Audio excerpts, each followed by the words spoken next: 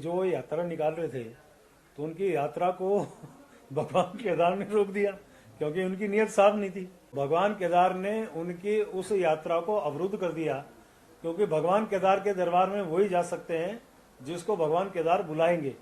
तो यानी कि आप मान के चलिए कि केदार जी की यात्रा को उन्होंने बीच में रोका, तो उनको अभी पहले अपना मन और मंतव्य साफ कर। ये जो बयान आपने सुना है, प्रेमचंद अग्रवाल उत्तराखंड सरकार के कैबिनेट मंत्री हैं, वित्त मंत्री हैं, संसदीय कार्य मंत्री हैं, और आप जानते हैं कि पिछली सरकार में वो विधानसभा के अध्यक्ष थे, यानी सीनियर नेताओं में शुमार होते हैं। लेकिन किस अंदाज में वो हंसते हुए बता रहे हैं, ये विडंबना नहीं तो और क्या है।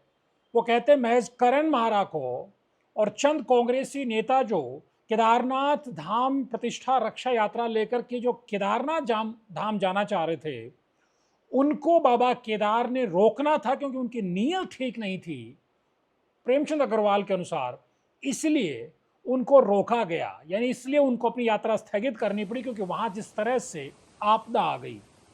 लेकिन अब आप ये दूसरा बयान सुनिए, ये प्रेमचंद अग्रवाल को भी सुनना चाहिए कि मुख्यमंत्री पुष्कर सिंह धामी क्या कह रहे हैं। केदार घाटी की जो ये आपदा हुई है इसमें काफ़ी नुकसान हुआ है, बहुत नुकसान हुआ है। 29 स्थानों पर, छोटे बड़े 29 स्थानों पर सड़क का संपर्क मार्ग कट गया है और सबसे ज़्यादा भूस्खलन बीच में हुआ है जहां पर 150 मीटर से ज़्यादा रोड पूरी बह गई। सूचना है कि अभी 2 ग्रुप केवल, जिसमें एक ग्रुप में 4 लोग और एक ग्रुप में 2 लोग, उनके फ़ोन नंबर एक पर घंटी जा रही है लेकिन वो ट्रेस नहीं हो रहे हैं। बाकी चूंकि अभी सर्च अभियान जारी है। सुना आपने, मुख्यमंत्री पुष्कर सिंह धामी प्रेमचंद अग्रवाल जी बता रहे हैं कि महज करण महारा को केदारनाथ जाने से रोकना नहीं था मकसद, और अगर ये रोकने का मकसद था तो खुद मुख्यमंत्री के अनुसार 15,000 से ज्यादा लोगों को 6 दिनों में निकाला गया है।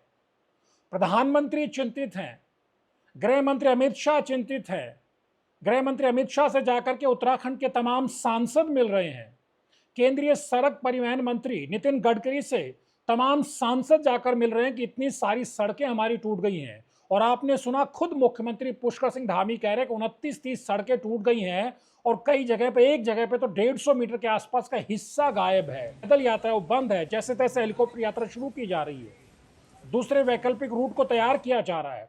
और किस तरह से पिछले 5-6 दिनों में हजारों की तादाद में लोगों को निकालने के लिए एनडीआरएफ, एसडीआरएफ, एयरफोर्स, मिलिट्री, तमाम सरकारी तंजीमों ने कितनी मेहनत की है, कितनी मशक्कत की है। खुद मुख्यमंत्री को 2-2 बार वहां जाना पड़ा है, गढ़वाल के सांसद को जाना पड़ा है। आप तो प्रभारी मंत्री थे, कितनी बार आप आपदा क्षेत्र में अपने जिले के अंदर गए, आप भी जानते हैं। एक चक्कर काटने के बाद आप आ गए ऋषिकेश में, कावड़ियों पर फूल बरसाने लग गए। आपकी जरूरत वहां ज्यादा थी, फूल तो हेलीकॉप्टर से मुख्यमंत्री बरसा ही रहे थे। आप अपने प्रभारी जिले के में वहां कैंप कर सकते थे, लोगों को राहत दे सकते थे, वो आपके बस में नहीं रहा। लेकिन अब आप कांग्रेस पर सियासत करने के बहाने, कांग्रेस सियासत करती है, अगर कांग्रेस यात्रा को कंटिन्यू रखती तो सियासत हो सकती थी, लेकिन हालात को समझ करके अगर कांग्रेस ने यात्रा को अपनी को स्थगित कर दिया, उसके बाद आप हंसते वैसा बयान दे रहे हैं। जिनको मुख्यमंत्री धामी बचाने के लिए जी तोड़ मेहनत कर रहे हैं, ये मुख्यमंत्री का आप मजाक उड़ा रहे हैं, उन लोगों पर आप व्यंग कर रहे हैं और आप बाबा केदार को बदनाम कर रहे हैं। क्या सिर्फ कांग्रेस की करण महारा की यात्रा को रोकने के लिए बाबा केदार ने, महादेव ने इतना बड़ा तांडव किया कि हजारों लोग फंस गए, स्थानीय कारोबारियों के धंधे चौपट हो गई, सड़कें टूट गई, पुल बह गए? तो ये बताता है कि उत्तराखंड में जो वरिष्ठ नेता हैं वो भी जब निचले दर्जे पर उतरकर सियासत करते हैं तो उसका एक नमूना प्रेमचंद अग्रवाल के इस बयान से पेश आता है।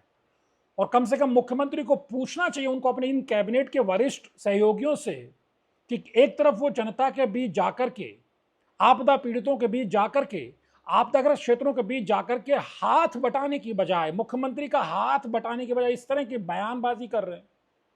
कांग्रेस विपक्ष में वो तो सियासत करेगी, वो तो आप पे सवाल उठाएगी, जनता ने उसको यही मैंडेट दिया है। लेकिन आपको क्या मैंडेट दिया है कि आरामदायक कुर्सी पर बैठकर कांग्रेस पर व्यंग करेंगे और बोलेंगे बाबा केदार उनको बुलाना नहीं चाह रहे थे, इसलिए पूरी आपदा को लाया गया। ये बताता है कि उत्तराखंड में मंत्री किस तरह से काम कर रहे हैं। और ये वही प्रेमचंद अग्रवाल हैं जो सड़क पर किस तरह मुक्केबाजी की अपनी ताकत दिखा रहे थे। ये वही प्रेमचंद अग्रवाल हैं जिनके स्पीकर होते हुए जिनके समय की जो बैकडोर की भर्तियां हुई थी उनको ये मौजूदा स्पीकर ऋतु खंडूड़ी उनको बाहर का रास्ता दिखा देती, वो आज भी विधानसभा के बाहर बैठे प्रोटेस्ट कर रहे हैं, अदालतों में मुकदमे चल रहे हैं। तो किस तरह का ट्रैक रिकॉर्ड आपको भी पता होना चाहिए। तो बड़ा सवाल ये है कि जब आपदा आ गई है, जब संवेदनशील होना चाहिए, विपक्ष को सियासत नहीं करनी चाहिए और सत्ता पक्ष को तमाम बीजेपी के कुछ नेताओं ने वेलकम भी किया। जब कांग्रेस ने अपनी यात्रा स्थगित कर दी तो बीजेपी के नेताओं ने स्वागत किया, अच्छा कदम, आपको यही करना चाहिए था, यही जरूरत थी। उसके बाद आप इस तरह के छोटे बयान, हल्के बयान देकर के आप मुख्यमंत्री के मैसेज को खराब कर रहे हैं।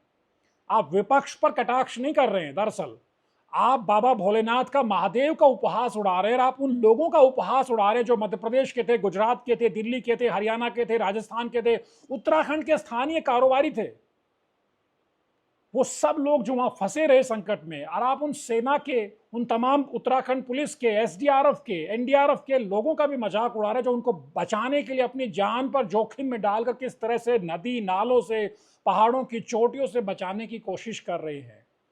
लेकिन न जाने क्या वजह, क्योंकि एक तरफ हम देखते हैं कि गृह मंत्री के साथ सांसद बैठे हुए उत्तराखंड की आपदा के हालात की रिपोर्ट वहां रख रहे हैं। हम देखते हैं नितिन गडकरी केंद्रीय मंत्री के साथ सांसद बैठे, उनको बता रहे हैं किस तरह से नुकसान हुआ है। और दूसरी तरफ इस तरह के हल्के बयान आते हैं कि चूंकि कांग्रेस की यात्रा को रोकनी थी, बाबा उनसे अभी मिलना नहीं चाह रहे थे, इसलिए इस तरह का ये आपदा खड़ी की गई है। ये बहुत बड़े सवाल खड़े करती है कि हम इस तरह से सियासत करते करते किस हल्केपन पर चले जाते हैं। क्या मुख्यमंत्री जो उम्मीद करें कि आप माननीय मंत्री जी से जानना चाहेंगे तो वे इस स्तर पर उतर करके विपक्ष को टारगेट करने के बहाने क्या संदेश देना चाहते हैं।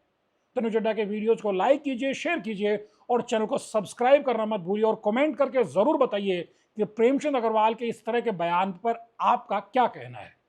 नमस्कार।